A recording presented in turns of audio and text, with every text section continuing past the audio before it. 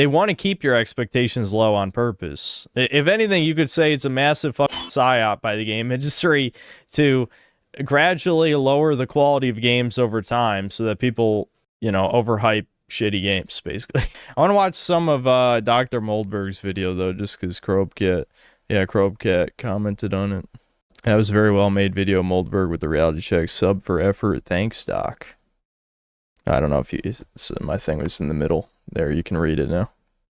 Crobecat also commented on Electric Underground. I think he just likes any video that shits on it because this video sucked. Well, did he comment on my video? I don't think so. Fuck you, Crobecat, you piece of shit. I defended you, what, 2 years ago? Fuck you. Yeah, the next time there's a controversy with the Crobecat, I'm shitting on him now. Since he didn't comment on my MGS video. Oh my God, bro. Oh, hell no, man. No, but this video shits on way more. Oh no, this shits on it way more? I'm gonna shit on you way more. What is your fucking point? What does that matter? That has nothing to do with anything.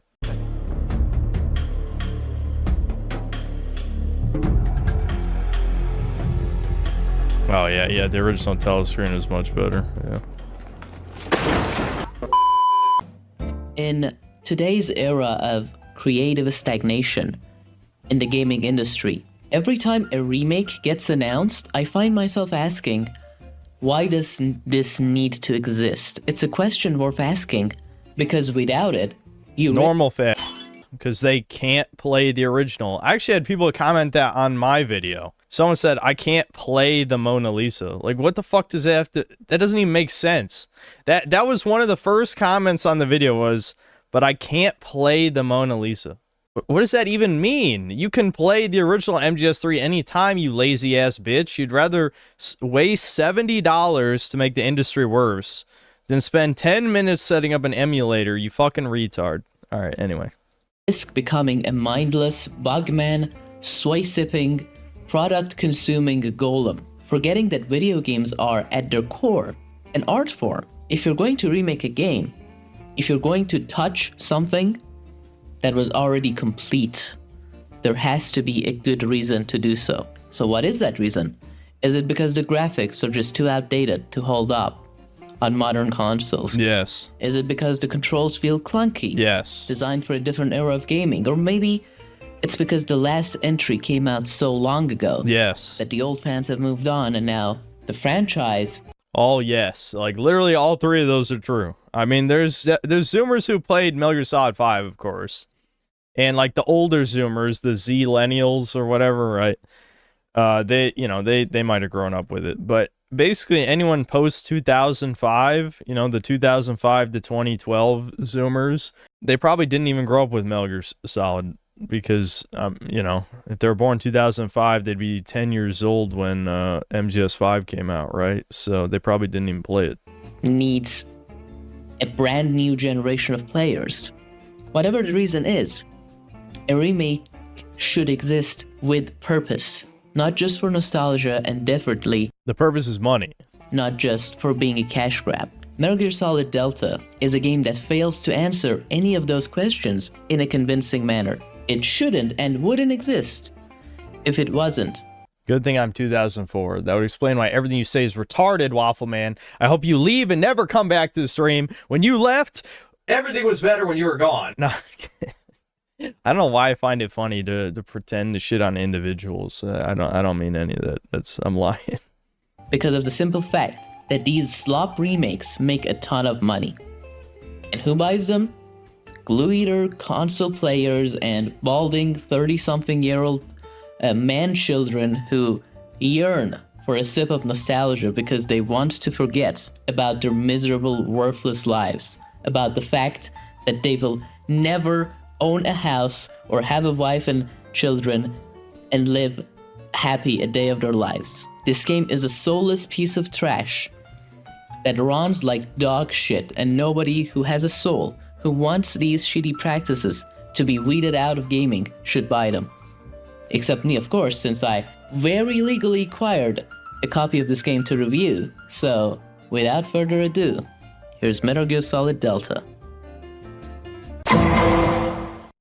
First of all, I have to talk about the most egregious thing about this game, which is the performance. And of course, it's made on Unreal Engine 5. Oh, it's Who would've bad. All right, we can skip this part. Yeah, it's not great. I mean, I have a decently powerful PC, so it wasn't that bad for a lot of it, but whenever there was rain on screen, the fucking frame rate went to shit whenever it was raining. It was just bad. Also, I should have commented on this. Someone said the only reason the Vulcan fight ran poorly was because the game was downloading in the background. When I loaded the game back up to change the thumbnail and had to run back through to get back to the boss cutscene, it still ran like shit during the Vulcan fight. So that was a fucking lie. Fuck you, whoever said that. That barely run on the It's on the hardware video. most people actually own. So finally, let's talk about the visuals. And this is where we hit the big question of soullessness. The best word I can use to describe this game is Hold on. anachronistic. There's something about the way There we the go. visuals are layered over the old motion capture data that it just doesn't fit. It doesn't click. The whole thing ends up sitting in this uncanny valley, and it's especially obvious in certain cutscenes. Take the scene where the boss The ultra realistic graphics definitely clash with the PS2 era animations. It's just weird. Like, it's fine if they would have kept it for some scenes to have some of that goofy over the top, like, Japanese shit, but, like, some of them definitely need to be reanimated. destroys this plane, for example. It just looks off. Like, Yeah, do you it's see so how stiff. it looks like worse than a PS2 animation for some reason, Yeah. but it looks better Yeah, that looks even worse than I remember, yeah. in the actual PS2 game. Again, in some places it's fine, some cutscenes are totally fine, but in others, it's so obviously bad and cheap looking, and It's crazy how heavy the green filter is in the original PS2. Like, it's one of those things where your brain kind of blocks it out after a while, but holy fuck, look at how green it is. God damn. all because of the fact that graphics don't match the animations. They clash, and that mismatch makes everything feel Yeah, mold cheap. filter, yeah. This is where so much of the PS2 era artistic direction and charm gets thrown out of the window, all in the name of the realism that UE5 provides. At first, I couldn't really put my finger on what was wrong. It's one of those things that's hard to explain until I watched this Thread Interactive video while editing, and yeah, he explains it perfectly. It's actually the lighting that's hitting the characters in the wrong ways, where you don't expect it. Well, the weird thing is about this, me as someone who fishes for thumbnails, I actually completely disagree with this, because I hate natural lighting because, one, it makes it fucking twice as hard to get a thumbnail, and two, because maybe it's my personal autism, but again, as someone, you know, if you watch a movie, right, the lighting is very specifically placed in rooms where it doesn't, I mean, yes, there's a light source in the room, obviously. Like, they'll specifically place, like, lamps, headlights, whatever, you know, floodlights, whatever the fuck, right? But in video games, that would be kind of weird. So I'm fine with the lighting coming from the wrong side, just because then at least we can clearly see everything that's happening. I'm one of those teasmos where it's like, if there's a shadow coming across half a character's face, like one eye is dark and the rest is light, like I get triggered so hard that pisses me off. I hate it. And that's just because I'm, you know, I look for that shit for video making purposes. And it causes your brain to send some signals about something is wrong and telling you that this is fake. What you're looking at is fake. Yeah, I'll speed up a little bit. Yeah, sure. MGS5's lighting, despite the fact that it came out over 10 years ago, is still so much better than this. In fact, the lighting in MGS5 is a huge part of the game's art direction. The blue Video game graphics peaked in 2015. I don't remember exactly off the top of my head every game, but I think MGS5, Batman Arkham Knight, I guess Bloodborne, you could throw Bloodborne in there. There's games that the graphics just looked the best that year, and then they've hovered around the same for maybe a couple years after that, and then they started going to shit. That was so... I didn't know if Devin was sneaking up behind me. bloom effect, which is like a meme Witcher part 3. of the game. For example, when a truck or a tank is coming towards you, it shines on the horizon, or the searchlights hit you as you enter an outpost at night. I don't know exactly what it's called, but it's something I've only seen in this game, and it just makes everything look so much more dramatic. Or even when you step outside from an interior and sunlight hits you in the face, it's almost like over the top. You get overwhelmed by all the light around you, light hitting your retina. It's not exactly realistic, but it's a rule of cool kind of thing. It makes the scenery, again, as I said, more dramatic and intense. But in Delta, the way the light hits, for example, different materials, it flattens everything. Wood, metal, concrete, it all ends up looking like the same material. I don't know how else to put it, but your brain just doesn't want to believe that it's real. It feels fake, and you get this uncanny valley feeling all the time. And this is where the whole soullessness argument comes in. These new devs had no clue what the... Here, let me look back at this schizo collage. And this is where the whole soulless... Yeah, I guess. I mean, the images chosen for Soul are disturbing, but definitely Wojaks and Pepe's is soulless. Yeah. Ness argument comes in. These new devs had no clue what the original presentation was meant to convey, or the ideas behind it. They completely butchered a lot of the emotional cutscenes, which relied on specific lighting by slapping on this generic UE5 lighting instead. And it also ruins the campiness of the game. There's a thin line between a well-executed campy joke and just pure cringe. And this game has some good moments that are very campy, B-movie-esque. But in the remake, again, because of the lack of the original art direction and it being changed into this modern slop, the campiness is gone and instead it's just cringe. It's actually crazy. It feels better in the original, the delivery of the jokes, like in this scene where Ocelot mews. Again, it's considerably cringe. Yeah, I do have to agree with that. Yeah, that's a good example. Like that, I mean, to be fair, I thought it was kind of cringe in the original, but like it's like mega ultra cringe with the realistic art style. It doubled the cringe. Sophia, what's wrong? Who's ignoring you? Probably Devin. Devin won't help you. He knows I'm streaming, but he's gonna ignore you anyway because he's a piece of shit. Everyone in the stream should harass Devin and ask why he didn't help you. Is that Making Bacon guy like behind in the stream or something? That annoys the fuck out of me when people comment on old stuff. I'm gonna time him out and see how confused he is. Or what a retard. Why would you comment in a live chat when you're earlier in the stream? Even for the time, but still feels more awkward and misplaced in the remake because of the more realistic graphics. The juxtaposition between the massive effort poured into the original and the sheer lack of effort in the remake is exactly what makes it feel soulless. You've probably seen the video Crocat made about the Oblivion remake. He didn't even need to add commentary or compare the new slop game to the old. He just showed the interviews of the old devs obsessing over every little detail on how green the grass should be, basically showing how they crafted the game with pure passion. That alone said everything. That's the difference. What we're seeing now is companies taking genuine works of art. Well, the thing is, normal fags don't care about effort, though. You know what I mean? Like, the problem is the video like that actually, you know, nothing against the video. I liked it for what it was. But it's actually terrible if you're trying to appeal to a broad audience. Because if you're not showing the side-by-side and you're just having, like, general, like, oh, look at all this effort we put in, the retard brain will just say, well, how do you know they didn't put effort in? The remake, huh? That's just their vision. What do you mean? They're talented artists, or they weren't given enough time. You know, there's like that doesn't work. Unfortunately, that does not work. I mean, granted, he can make whatever video he wants, but like I think, given his normal style, is usually much more effective because people can't deny. Well, people can absolutely deny reality, and they do every day. they will tell you your eyes are lying to you, but it's harder. It's harder if they see the side-by-side comparison. Just having like a developer interview of like the effort they put in is not gonna mean shit to a casual broad audience. Projects born out of passion and handing them off to opportunistic devs, often with less skill and less understanding of the original material. And these remakes aren't about respect or every time I see that bitch's face, I lose it. Like, she's so disgusting in the remake. For preserving the art style. They're about commercialization. I love how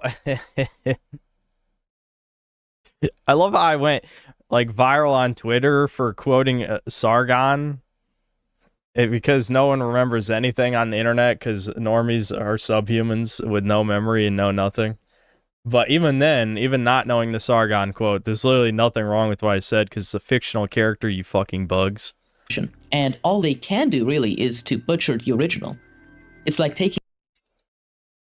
Yep, one of my best thumbnails for sure, even though it's stolen. I literally just stole the image off 4chan and just made it and had it as a thumbnail. A paintbrush to the Mona Lisa to improve it. These people cannot create anything new. They can only destroy. The least offensive thing about the visuals in this game is the character models and the new faces. They're mostly fine, again, besides Ocelot, which looks weirdly angular, I guess. But, of course, it wouldn't be a modern remake without at least some censorship. Now, to be fair, this one has less censorship compared to the other recent remakes. That's partly because Konami marketed it as a faithful remake. But here's my little conspiracy. The faithfulness isn't because they actually care about the original vision. It's because that's the only way they could sneak it past modern sensibility filters. And that's why the second you boot up the game, you get this little pop-up, basically a trigger warning, saying that the game's artistic impression is outdated. But they still included everything for the sake of history. Wow, so stunning and brave, guys. Do you honestly think the people who worked on this remake gave a single flying fuck about Kojima's original vision? Of course not. If they had it their way, they would have gutted it. The only reason they didn't is because Konami at top level knows that wouldn't sell and stopped them from doing so. They've seen what happened. This didn't sell anyway, though, from what I saw. I mean, maybe it sold a lot on console. I guess it's possible. But it only had, what, like 18K players on Steam? Maybe it went higher than that. But people were posting an image. I guess I could look it up. But I think the remakes are having diminishing returns now. People really don't give a fuck anymore. Yeah, 18K active players is not good. 16K, yeah. Yeah, 16K is pretty bad. That's pretty fucking bad. Happens in the past 10 plus years of woke games flopping. So they didn't do it out of respect for the original game. They did it out of fear of the gamer. The heckin' chuds would boycott our game, so we better not mess with them. And yet, there are still changes, tiny ones but noticeable, to the chud's eye, of course. Notably, these smuts is kind of toned down. It's still there for the fellow gooners out there, but some of the posters are different. Again, maybe some of this is because they lost licensing to certain images. Sure, but the truth is, we'll never really know, and the chuds would never give these companies the benefit of the doubt. Place the original games. Bikini model posts a new page of the family. What? I'm streaming. Can Devin do it? Harass Devin next stream. You have my fucking permission. Notice that in the X-ray scene with Eva, when you're treating her later in the game, there used to be nipples, which is interesting. Kind of an X-ray that shows them, but yeah, now they're gone in the remake. Now, I don't even know what to think about this, but here's the point. If it doesn't matter, why did they bother with changing it?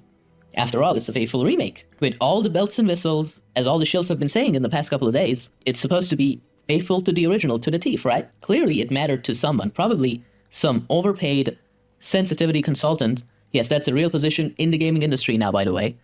Some gender-ambiguous, obese creature from Sweet Baby Inc. or something like that saw a problem with this and had it removed. And again, as I said, they could have done more. They could have gotten away with more if it wasn't for Konami stating that this is going to be a quote-unquote faithful remake. And this is where you really see the drop in standards for video games in recent years. People have been beaten down so much that as long as a game isn't explicitly shoving gender ideology in your face... That's what I fucking said. People, read the comments in my remake video right fucking now and see how many people are like...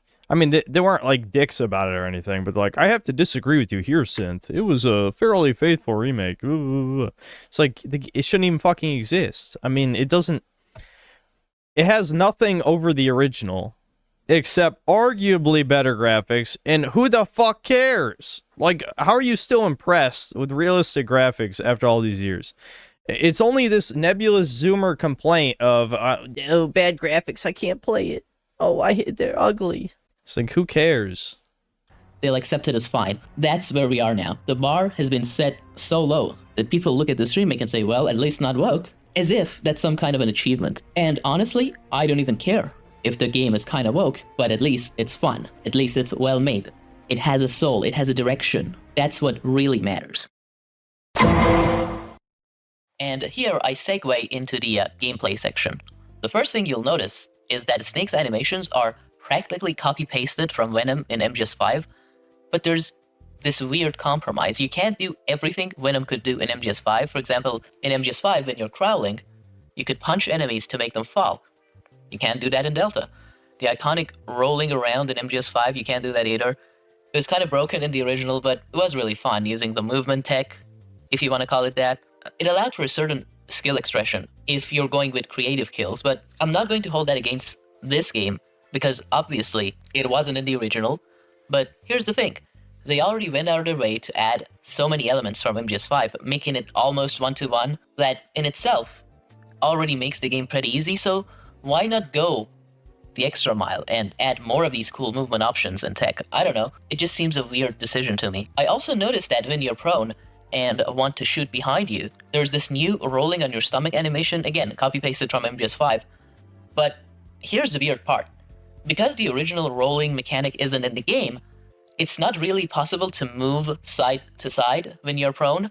In the original, you could just spin 360 degrees on your stomach and move in any direction while prone. Obviously, not really realistic, but in Delta, you can't do that. And all of this is available in the new control scheme settings. You can actually pick between two styles. One for the Legacy, which plays not really exactly the same, of course, because of the PS2 pressure-sensitive buttons. They have switched that into a better system than what was before the compromise for Xbox controllers, with the pressing left stick to change the modes between aiming and not aiming, like the different pressure levels that would be on a pressure-sensitive controller. But I, of course, went with the modernized controls because I wanted to use the mouse and keyboard setup.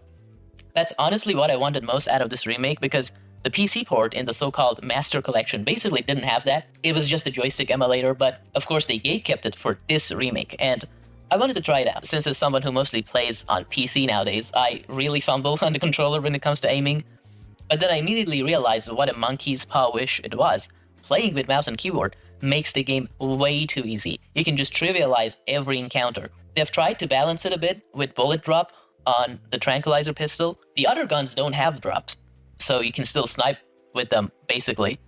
But if you're going for high ranks or no-kill runs, you're basically going to only use the trank gun most of the time. Yeah, I mean, it's just blatantly overpowered.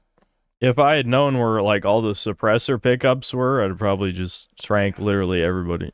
Which has noticeable bullet drop and a little bit of spread, especially at longer ranges. It was a bit infuriating at first, but I get why they did it. Otherwise, it would have been even easier, and it's already much easier compared to the original. I played on hard on my first playthrough, and it was a walk in the park. And here's where I...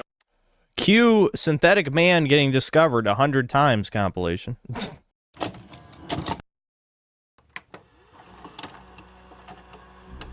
I don't know where he passed out. Never mind. I did absolutely nothing Well, wrong. they're only gonna look at where they saw me last. Dude, fuck this. Are you shitting me? Alright. Oh my god, they opened the door that exact second? The hell?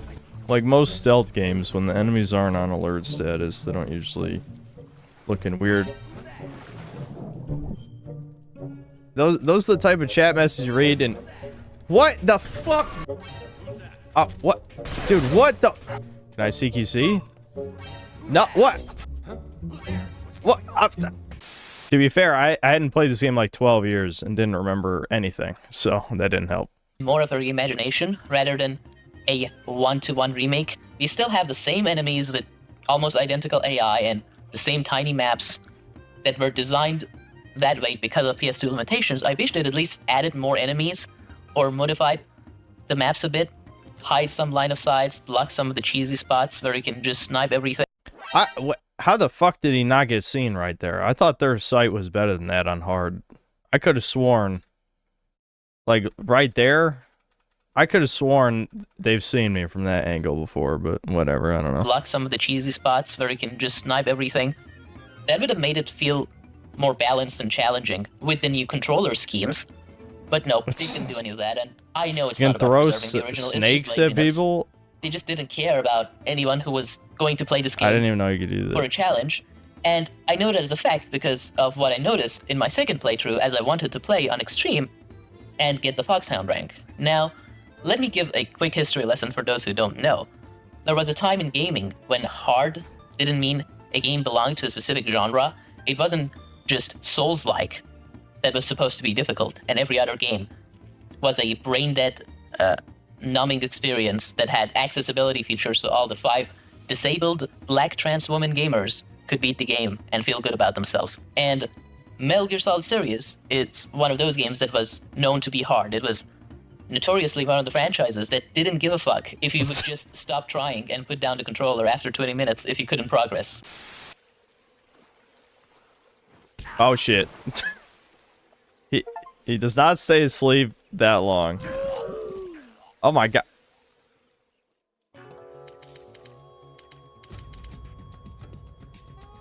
What's going on? Snake! Snake! And it's not like a Souls-like game where you can just beat your head against the wall and you'll eventually... Yeah, he died 120. Dude, this Kai Cenat shit is just like... What the fuck is happening to our youth that people are watching shit like this? Is it even funny? Is this fucking... It's so psyoped. I'm not gonna get into that shit. Obviously, it's like they promote certain creators, so they'll always be at the top, and as long as your popularity begets more popularity, you know what I mean? That's why this recent YouTube AI change is so bad, because people are infinitely more likely to click on a video that has 250,000 views already than a video that has only 20,000 views, for example, right? So, you know, that's why getting shared in the algorithm is like an avalanche. Like, you know, you just get a fuck ton of views all at once because it's getting recommended to everyone, and more people are clicking and clicking and clicking, you know?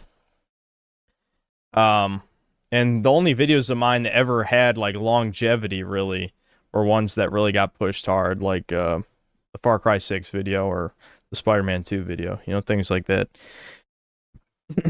But anyway, how the fuck do you watch a guy die over 100 times the same fucking boss?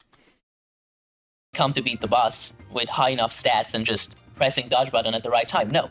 In this game, if you try to beat your head against the wall, the game only gets harder. You actually have to be smart to maneuver through the levels and go through the enemies. The bosses themselves in these games, they're quite easy. Especially in MGS 3, you can cheese most of them quite easily. It's the whole game that... Holy shit, hold on. You actually have to be how smart fast he to killed this maneuver through the motherfucker. levels and go through the enemies. The bosses themselves in these games, they're quite easy. Especially in MGS 3, you can cheese most of them quite easily. Jesus fuck. Wait, that didn't even... Did that do stamina instead of health? Is this like an... Can you just shoot the fear and you don't have to do tranks? How does this work? I don't even know.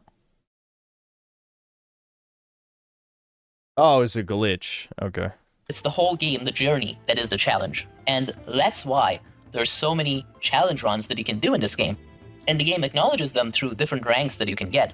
One of the more prestigious ones is the Foxhound rank. And why do I bring this up? Because despite all these ranks and challenges still being in the game, the requirements to get them have been made so much easier.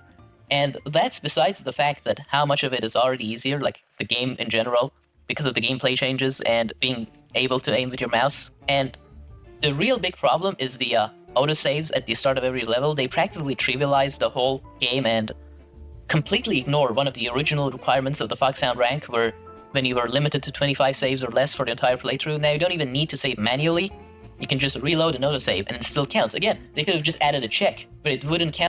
Even 25 saves seems like a lot for a game that only has, I don't know, 8 to 10 hours of gameplay. Or actually, it's significantly less than that, because a lot of that is cutscenes, right? Counts the autosaves, but they either were too lazy or just wanted to make the game easier. Now, I get it, for more casual playthroughs, the autosave feature is actually quite good in the original. If you got spotted and wanted a clean playthrough, you basically had to wait to die, then press continue, and there was no autosave. And you had to do so much menuing just to get out of the game and then load a save that you had. Now, these autosaves and the ability to save and load so quickly, they are useful quality of life features, don't get me wrong, but they also inevitably trivialize the game. That friction existed in the original for a reason. It forced you to learn, adapt, and cope with situations when you got caught, so that not everyone would immediately reload a save to do everything perfectly. The challenge was part of the design. So now that that's gone, you're no longer punished for your mistakes. You can just reload and autosave and continue with almost no loss on progress. The game no longer teaches you to adapt, it just lets you brute force your way through. Now, in the end, I should mention also that there were 2 minigames in the original PS2 release of Metal Gear Solid 3 that were missing in both 2011 HD Collection and, as a result, also in Master Collection that came out a couple of years ago, since it was just a repackaging of the HD Collection. But they took their time to add those minigames back to this God, look at how fucking blurry this shit looks. The Vaseline smear. Ugh. game. One of them is Can't even the see Escape, shit. Oh, crossover, God. Which at this point is basically just Sony dangling their dead franchises that they're never going to do anything about them Yep. in front of your eyes. And the other one is the Guy Savage minigame, as it's called. In the original, Snake has a nightmare and then he gets transported into a Devil May Cry style hack and slash sequence. It's a tiny bit of gameplay there. It was memorable in the original, and I really liked it. In fact, here it was a nice surprise to see. At least this is one of the points of detail they did not brush off, and they bothered to include. I mean, after all, it would have been even more of a controversy if they wouldn't have included them into this, what's supposed to be the definitive version of Metal Gear Solid 3, so the devs probably knew fans would complain about their absence, and rightly so. Putting aside all the soullessness and trivialization of the game, it makes me think about what we could have gotten from this franchise instead. As a fan, I can't help but lament the opportunity cost. I mean, if you're going to make any Metal Gear game, or if you're going to make a remake, why not remake the original 2D NES titles, Metal Gear 1 and Metal Gear 2 Well, the Solid answer Snake? is obvious. Those are practically begging for a remake.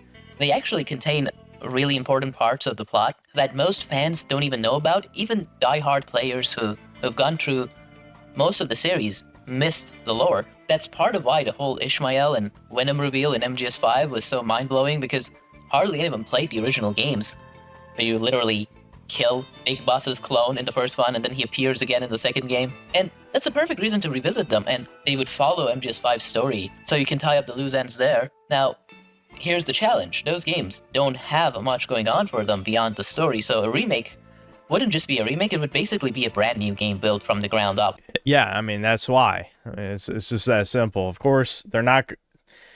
They just need a cheap remake. That's it. And it's, you know... on the outside, it's like those North Korean fake towns, right?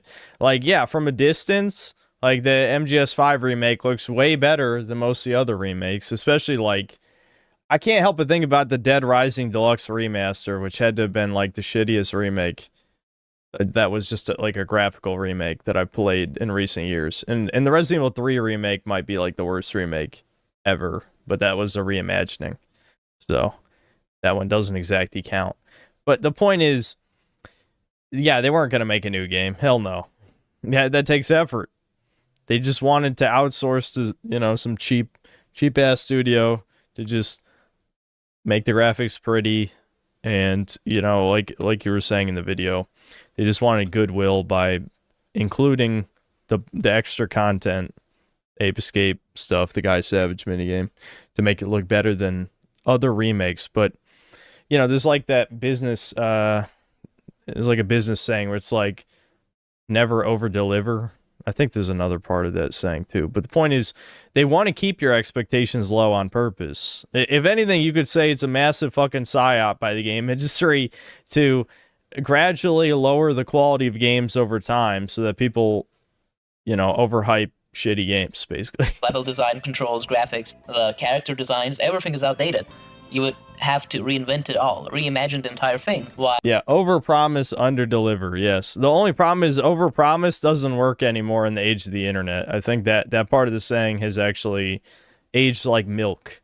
Overpromise made more sense in the early days, but after like Peter Molyneux and all these other similar types, Sean Murray, etc., you can name like a bunch of hype men and stuff. Like, I would say even just in general, like Phil Spencer, even though he doesn't hype specific stuff, other than just saying, oh, wow, gaming's awesome, guys. I'm a gamer. Xbox is Look how awesome Xbox is. It's like, no, it's shit. It's all fucking shit. All these hype men, like the overpromise part doesn't work as well anymore. But I guess you could say influencers sort of take the place of overpromise, but yeah, overpromise, underdeliver. Yeah. While staying faithful to the original story. And yes, that means actually spending money, putting in the work, and, you know, doing the thing that video game companies do. Yeah, Todd Howard. Your boy Todd. And no, Todd Howard, because of fucking... Dude, this is why I hate the internet. Irony is fucking dead. People ironically said Todd Howard was a god Howard, all this shit, all these memes were ironic because people knew that the games were never as good as he said they would be.